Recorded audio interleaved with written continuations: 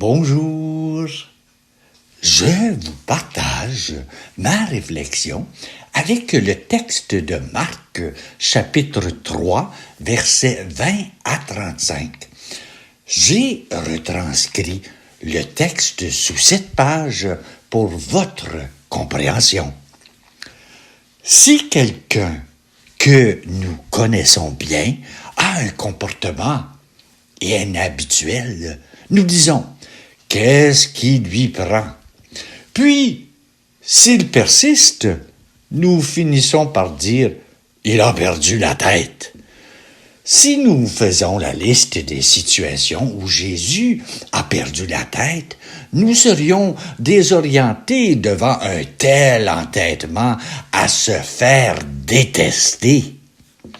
Jésus fut le plus marginalisé, le plus détesté de l'histoire, parce que, pour lui, la santé n'est pas un luxe, c'est un bien commun. Le comble du malentendu est atteint lorsqu'on prend conscience que ses compatriotes voient en lui un personnage satanique. Il n'est que le fils du charpentier. C'est par le prince des démons qu'il expulse les démons. Même les membres de sa famille ne le perçoivent pas sain d'esprit. Paradoxe, le démon l'a démasqué. « Que me veux-tu, Fils du Dieu très haut. Jésus ne connaît pas le principe de précaution excessive qui étouffe la vie. Il ne se laisse pas paralyser par la peur. N'affronte pas la vie en étant mu par la peur. Il ne souffre pas de cette surdité intérieure qui empêche d'écouter le cri de douleur des plus maganés. Nous n'avons qu'à regarder les lieux où Jésus se tient pour reconnaître qu'on le retrouve là où le savoir bien vivre de l'époque défend d'aller. On le retrouve assis avec des gangs de rue. Jésus n'a pas marché sur un chemin tracé à l'avance. Le message est simple. Il est difficile de porter un regard en profondeur sur les autres. C'est tellement facile de coller une étiquette sur quelqu'un pour l'enfermer dans nos certitudes paisibles. Jésus a risqué un nouveau regard sur la manière de vivre sa foi et cela n'a pas été bien reçu. Il invite à vivre autrement que branché sur la loi, autrement qu'en mode pilote automatique, qu'en mode on a toujours fait comme ça. Pour nous, aujourd'hui, observant ce comportement de Jésus, ce serait quoi pour lui d'avoir perdu la tête, d'être saint d'esprit? Je risque quelques pistes.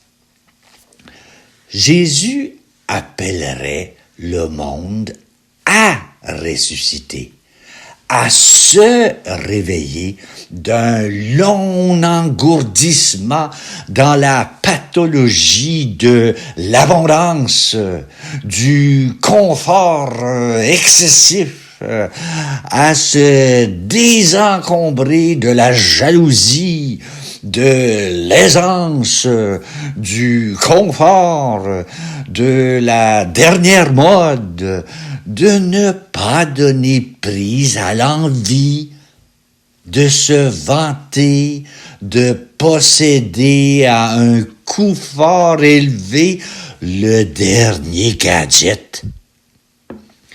Il refuserait de dire ce qui plaît aux gens pour se faire aimer et rejetterait les calculs pour obtenir une pôle positive. Il ferait de la place, beaucoup de place aux autres. Sous diverses formes ou paraboles, il poserait une seule question. Sommes-nous capables de prendre soin des autres sans arrière-pensée, sans attendre de récompense? Suprême folie! Il déclarait « Heureux les maganés, ceux qui valorisent le contact humain plutôt que de confier les décisions sur la vie et le destin d'un être humain à un algorithme. » Aujourd'hui, c'est avoir perdu la tête que de porter toute son attention à la personne humaine. Alors que nous vivons branchés sur nos cellulaires. Je me souviens quand j'étais animateur de Pasto à l'école secondaire de Hearst en Ontario, Canada. On avait des conférences pour réfléchir sur c'est quoi l'école catholique. La phrase clé que je me souviendrai toute ma vie, la personne d'abord. Oh que oui, la personne d'abord. Savez-vous pourquoi? Bien, tu es présent dans l'autre. Et quel grand mystère la vie! On a du chemin à faire pour réaliser cette phrase « la personne d'abord ». Dans les salles d'attente, on ne se parle plus. On pitonne son cellulaire tout en regardant sur l'écran si notre numéro de rendez-vous apparaît. À votre contemplation, une question.